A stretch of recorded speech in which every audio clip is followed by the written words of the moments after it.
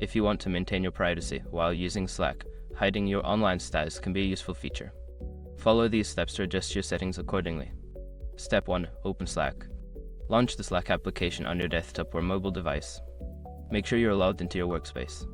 Step 2. Access Preferences. On the desktop app, click on your workspace name in the top left corner.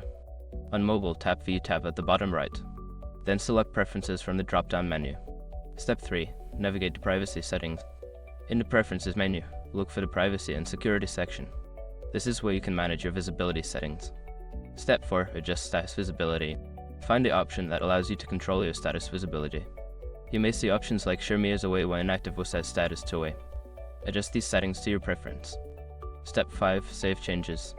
After making your adjustments, ensure you save any changes if prompted. Close the Preferences window, and your online status will now be hidden according to the settings you selected.